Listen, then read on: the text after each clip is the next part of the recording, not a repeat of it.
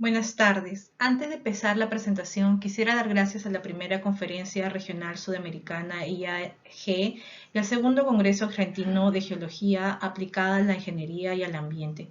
Esta es una oportunidad muy importante para presentar los avances de una tesis desarrollada para la Maestría de Gestión de Riesgos de Desastres de la Universidad Nacional de Ingeniería. Mi nombre es Jenny Vázquez, soy ingeniera geóloga con experiencia en sistemas de información geográfica y en evaluación de riesgos de desastres relacionados a fenómenos de origen natural.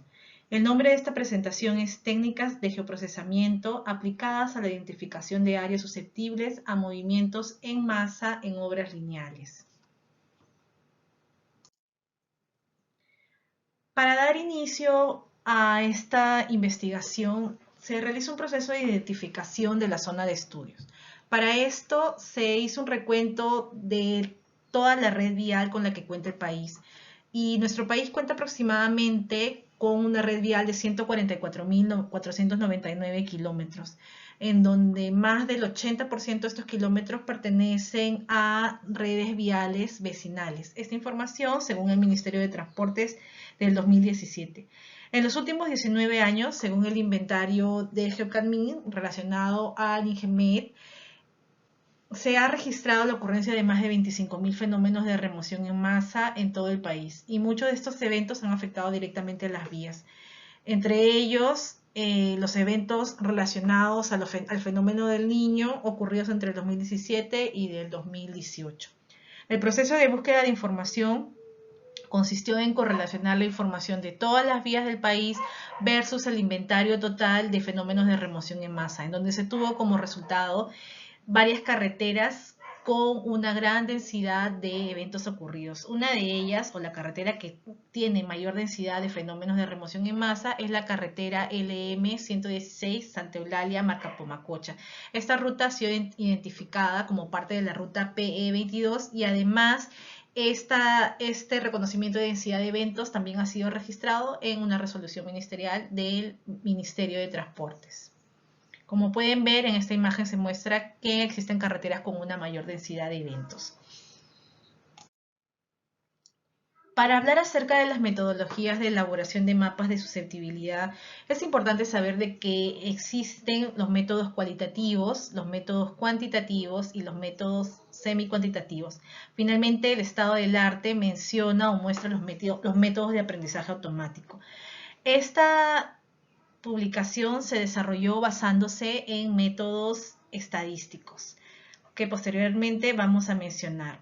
Es importante saber de que se han desarrollado bastantes publicaciones con respecto a la susceptibilidad a fenómenos de remoción en masa orientados a carreteras. Muchos de ellos se han desarrollado en Italia, en Ecuador, en China, en Turquía y cada uno ha desarrollado basándose en diferentes metodologías. Esta diapositiva muestra básicamente cuáles son los métodos de aprendizaje más utilizados dentro del Machine Learning para desarrollar modelos de susceptibilidad. Como se puede ver, el algoritmo de regresión logística es el método más utilizado, seguido del método de redes neuronales y de árboles de decisión. Estas metodologías correspondientes a aprendizaje supervisado se han ido desarrollando paulatinamente dando lugar o mejorando los métodos estadísticos que existían en estudios anteriores. Podemos observar que el país que más publicaciones desarrolla utilizando Machine Learning para la susceptibilidad es China. En la siguiente diapositiva vamos a mostrar la caracterización de la zona de estudio. Como podemos ver, la vía en donde se desarrolla el estudio está enmarcada en una serie de microcuencas que fueron delimitadas para esta investigación. Además, esta zona cuenta con registros de 200 datos. Estos puntos fueron georreferenciados y pertenecen a las bases de datos de GeoCadMin, bases de datos de acceso libre en las que se puede obtener esta información.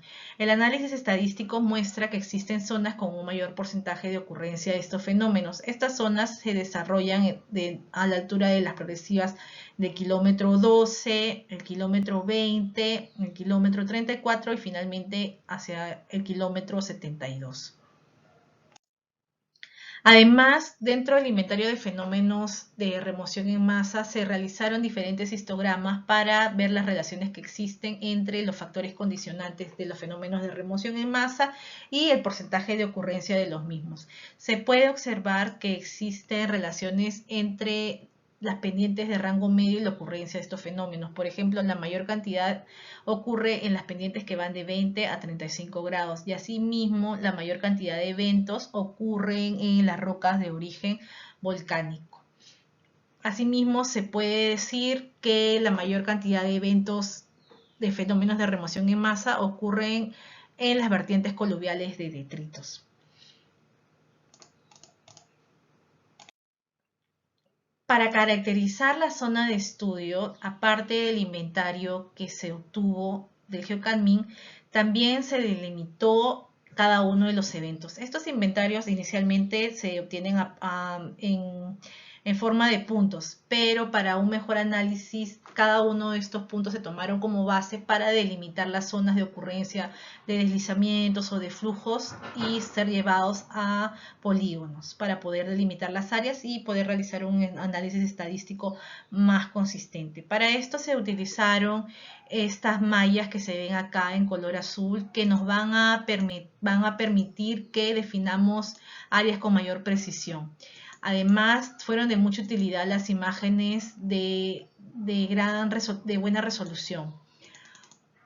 Estas unidades de inspección permitieron identificar y cartografiar cada uno de los eventos de interés. El tamaño de estas mallas fue de 2000 metros, tanto de ancho como de alto. Inicialmente se tomaron como base los puntos identificados y esto permitió un análisis para cada área afectada en cada movimiento. Algunas guías, como la del Servicio Colombiano, sugieren aplicar convenciones cartográficas detalladas para caracterizar partes específicas de los fenómenos de remoción en masa. En esta publicación solo se propusieron o se delimitaron las zonas inestables con un solo polígono, como se puede ver en esta imagen.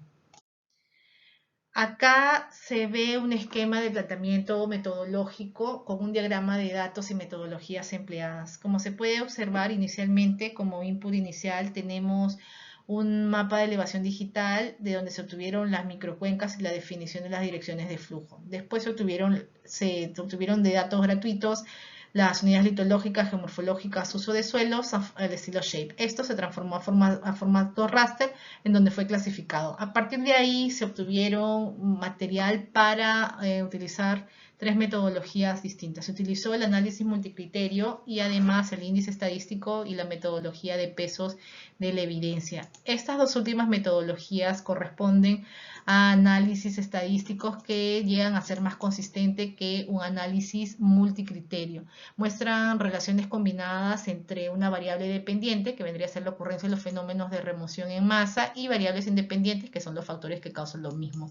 Esos enfoques dependen fundamentalmente de la calidad y la cantidad de datos recogidos, siendo una evaluación casi nada subjetiva.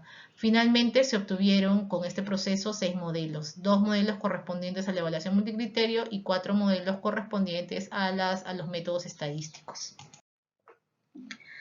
Además de esto, en esta imagen podemos ver todos los insumos que se realizaron para delimitar los mapas, desde los modelos de elevación, los mapas de pendientes, los mapas de densidad de drenaje, los mapas de unidades litológicas, los mapas de unidades geomorfológicas, el mapa de uso de suelos y el mapa de distancia de las estructuras tectónicas. Todos estos mapas que estaban en formato Shape fueron procesados a formato raster, finalmente fueron reclasificados, llegándose a obtener 2 mapas de susceptibilidad a fenómenos de remoción en masa en cada uno de los modelos. Como resultado se observan 6 modelos distintos, cada uno tiene sus características, pero se ve la zonificación muy específica en cada uno de los modelos. Está el método multicriterio, que tiene las zonas de susceptibilidad muy alta en este sector, y luego los métodos estadísticos, que tienen las zonas de susceptibilidad muy alta a lo largo de la vía, y luego el método de pesos de la evidencia, que tienen también sectorizado con color rojo estos sectores que estoy indicando acá, que indican susceptibilidad muy alta, es decir, la probabilidad más alta de ocurrencia de estos fenómenos de remoción en masa. Para evaluar la confiabilidad de los datos se utilizó la curva de éxito. La curva de éxito mide la bondad de representación de los mapas de susceptibilidad. Estas curvas relacionan el porcentaje de píxeles acumulados en los fenómenos de remoción en masa respecto al porcentaje acumulado de los valores índices de susceptibilidad en la zona donde se desarrolla la carretera LM116. Estas curvas mostraron que los modelos que tienen un buen valor o mayor aceptación es el modelo del índice de susceptibilidad 4 con la metodología estadística que tiene un 78.85% de área bajo la curva y el modelo de pesos de la evidencia que tiene un 77.93%. La literatura dice que los modelos que cumplen un área bajo la curva de un 70% son los modelos más consistentes. Asimismo, los datos estadísticos muestran una muy buena correlación de eventos ocurridos en zonas de susceptibilidad alta y muy alta en cada uno de los modelos más exitosos. Por ejemplo, se tiene que en el modelo 6 de pesos de la evidencia existe una correlación del 40% de los fenómenos en zonas de susceptibilidad muy alta. Y ese porcentaje es superado por los eventos que ocurren en las zonas de susceptibilidad alta, por lo que ambos modelos serían bastante exitosos.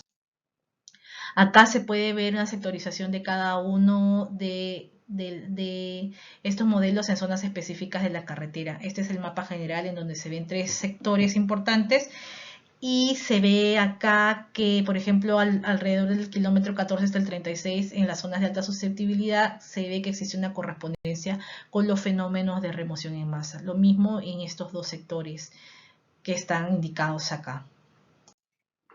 Asimismo, se hizo una comparación con imágenes del Google Earth versus el mapa, el modelo de susceptibilidad que se había registrado con estas 5 categorías. Como se puede ver claramente, existen estas zonas con un relieve abrupto en donde se ven ocurrencias de caídas de rocas y deslizamientos, y es ahí donde se muestra la zonificación clara de una susceptibilidad muy alta.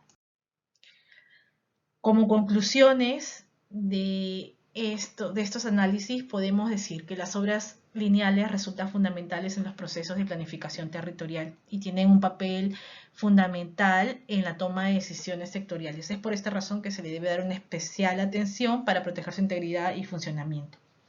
Asimismo, los sistemas de información geográfica SIG han mostrado ser muy útiles en el contexto de estudios de susceptibilidad porque permiten emplear modelos digitales de elevación para obtener y analizar factores geomorfológicos intrínsecos en la activación de laderas propensas a la inestabilidad.